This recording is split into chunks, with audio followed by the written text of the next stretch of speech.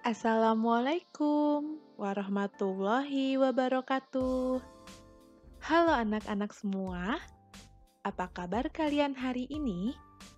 Ibu selalu berdoa, semoga kapanpun dan dimanapun kalian berada, kalian selalu dalam keadaan sehat dan berbahagia. Yuk, disiapkan alat tulisnya. Kita mulai pelajaran kita hari ini. Jangan lupa untuk dicatat ya, agar kalian bisa dipelajari di lain hari. Kalian tentu sudah tahu bahwa objek kajian sosiologi adalah masyarakat. Di masyarakat terdapat berbagai masalah yang berkembang yang dapat kita teliti. Nah, materi kita hari ini adalah mengenai penelitian sosial. Seperti yang sudah disampaikan di beberapa materi terdahulu, seharusnya kalian masih ingat ya, bahwa peran sosiologi atau peran sosiolog itu sangat dibutuhkan, terutama yang berkaitan dengan penelitian, pengolahan data, dan perencanaan kebijakan. Sehingga penelitian sosial ini sangat erat dengan ilmu sosiologi. Mengapa penelitian dilakukan? Karena untuk mengetahui dan mendalami segala segi kehidupan. Nah, ini adalah beberapa pengertian dari penelitian. Namun perlu kalian ketahui, secara kodrati, kita sebagai manusia memiliki hasrat ingin tahu yang sangat tinggi. Dorongan rasa keinginan tahuan tersebut akan membangkitkan berbagai pertanyaan dari dalam diri kita. Nah, melalui akal budi manusia, manusia berusaha untuk mengembangkan pengetahuan hingga hasrat keingintahuannya terpenuhi. Dan cara manusia memperoleh pengetahuan baru antara lain melakukan proses berpikir yang diterapkan pada penelitian. Ada beberapa hal yang perlu diketahui dari suatu penelitian.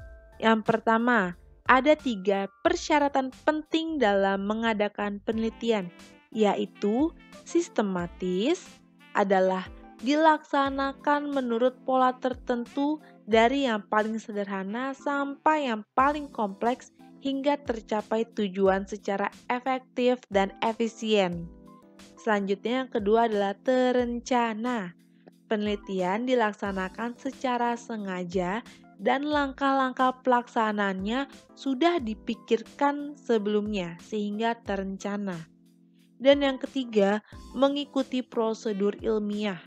Artinya, mulai dari awal sampai akhir kegiatan penelitian dilakukan melalui atau menurut cara-cara yang sudah ditentukan, yaitu berprinsip memperoleh ilmu pengetahuan. Selanjutnya, sebagai seorang peneliti harus memiliki cara berpikir seorang peneliti. Yang pertama adalah skeptis.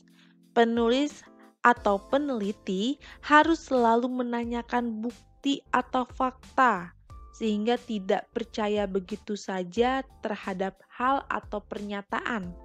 Jadi terus ditanyakan kebenarannya. Yang kedua, analitis. Peneliti harus selalu menganalisis setiap pernyataan atau persoalan yang dihadapi. Jadi, mereka itu harus selalu menganalisis terus apa yang diteliti. Selanjutnya adalah kritis. Peneliti harus selalu mendasarkan pikiran dan pendapatnya pada logika. Nah, ini kita harus bermain dengan logika serta menimbang berbagai hal secara objektif berdasarkan data dan analisis akal sehat.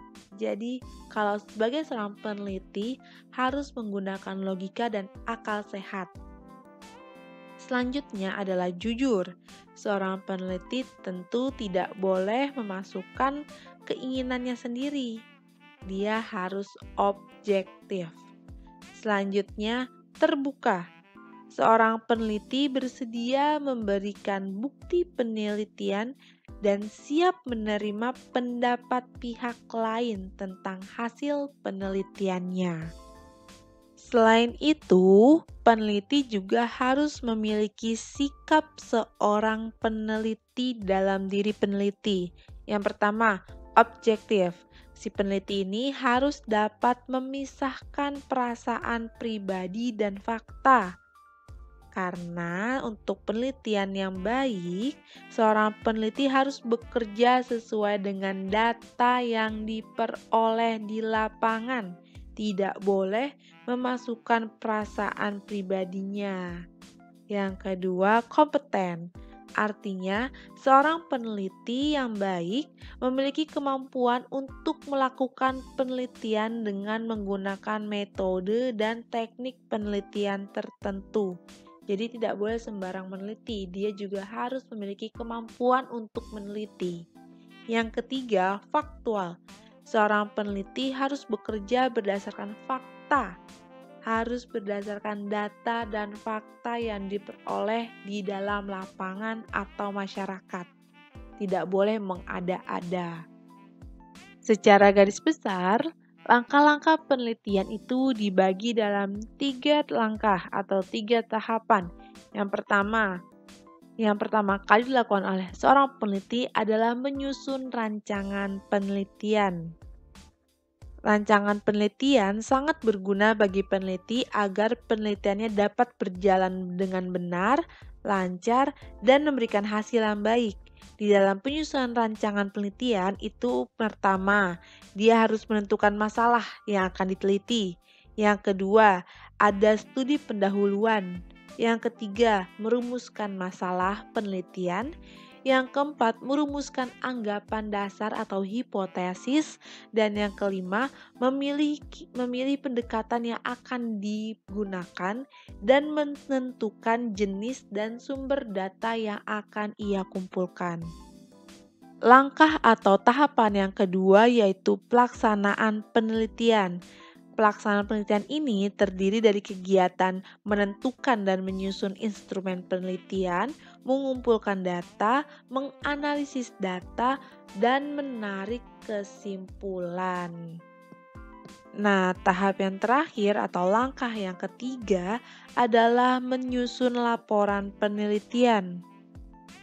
Menyusun laporan penelitian ini dimaksudkan agar hasil penelitian dapat diketahui oleh orang lain. Seorang peneliti dituntut nih untuk menyusun hasil penelitiannya ke dalam bentuk laporan penelitian.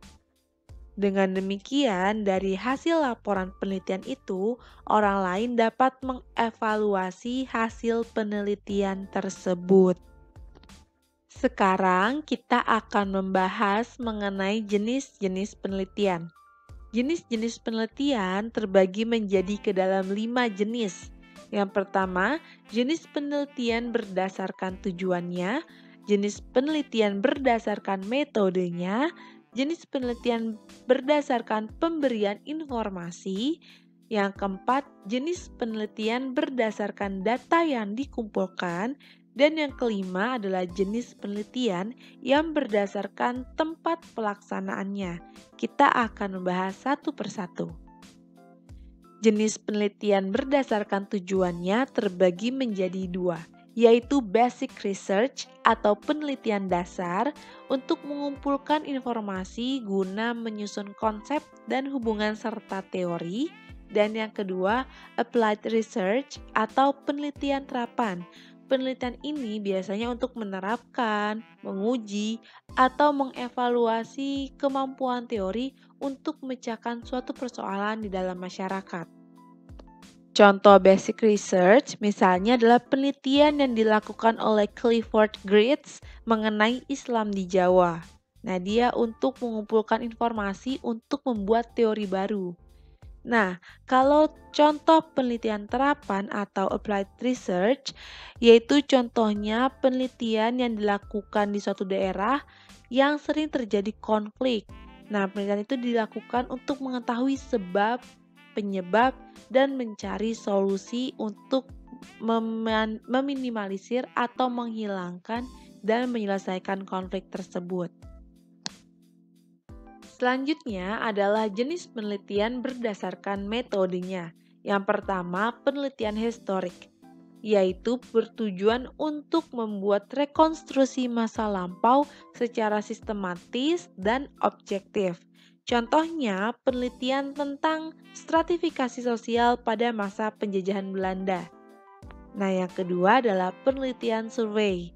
Penelitian ini berusaha untuk memperoleh informasi dari berbagai kelompok atau orang dengan cara penyebaran atau kuesioner. Jika kalian pernah melihat orang mengisi angket atau kalian sendiri yang pernah mengisi angket, berarti penelitian itu menggunakan metode penelitian survei. Selanjutnya adalah penelitian eksperimen, yaitu ketika seorang peneliti merekayasa dan mengontrol situasi alamiah menjadi situasi buatan sesuai dengan tujuan penelitian. Jenis penelitian selanjutnya yaitu penelitian berdasarkan taraf pemberian informasi. Yang pertama, penelitian eksploratif. Explore artinya mengembangkan atau kembang. Nah, penelitian ini berarti mengembangkan gagasan dasar mengenai topik baru dan memberikan dasar bagi penelitian lanjutan. Yang kedua adalah penelitian deskriptif. Deskriptif biasanya adalah gambaran, sehingga penelitian ini bertujuan untuk menggambarkan mekanisme sebuah proses dan menciptakan seperangkat kategori atau juga pola. Selanjutnya adalah penelitian eksplanasi. Penelitian ini biasanya menghubungkan pola-pola yang berbeda, namun memiliki keterkaitan dan menghasilkan pola hubungan sebab dan akibat. Selanjutnya adalah jenis penelitian berdasarkan data yang dikumpulkan, terbagi menjadi dua, yaitu penelitian kuantitatif. Penelitian kuantitatif biasanya berhubungan dengan angka-angka, karena data yang diperoleh itu biasanya secara statistik. Nah, pendekatan ini menggunakan teknik survei atau yang tadi, kuesioner dan angket. Sedangkan penelitian kualitatif, dia tidak berdasarkan angka-angka, tapi kualitas data atau kedalaman data yang diperoleh. Jadi, kalau kualitatif karena datanya lebih dalam, teknik yang digunakan adalah wawancara dan observasi. Jenis penelitian yang terakhir adalah penelitian berdasarkan tempat pelaksanaannya, terbagi menjadi tiga, yaitu penelitian laboratorium yang dilakukan dalam suatu tempat khusus untuk mengadakan studi ilmiah dan kerja ilmiah. Biasanya penelitian laboratorium dilakukan oleh sebuah tim dengan anggota dari berbagai disiplin ilmu. Lalu ada penelitian lapangan. Kalau penelitian lapangan dilakukan dalam kehidupan sebenarnya, jadi langsung terjun ke masyarakat langsung. Nah, ini biasanya digunakan metode teknik wawancara, observasi atau pengamatan, atau pengisian data kuesioner dan angket. Lalu dianalisis nanti datanya. Yang ketiga adalah penelitian perpustakaan. Penelitian ini bertujuan mengumpulkan data dan informasi dengan bantuan berbagai materi yang terdapat di perpustakaan. Contohnya seperti buku, jurnal, majalah, naskah, karya ilmiah, dokumen lainnya, dan sebagainya. Kita sudah sampai di penghujung materi. Ibu rasa cukup sampai di sini dulu ya. Semoga apa yang sudah kita pelajari hari ini menambah pengetahuan dan keilmuan kita sehingga dapat bermanfaat di kehidupan sehari-hari. Ibu minta maaf jika ada salah kata. Terima kasih ya sudah mendengarkan dan belajar bersama. Sampai jumpa di pembelajaran berikutnya. Tetap jaga kesehatan dan jangan lupa untuk bahagia. Ibu akhiri, Assalamualaikum warahmatullahi wabarakatuh.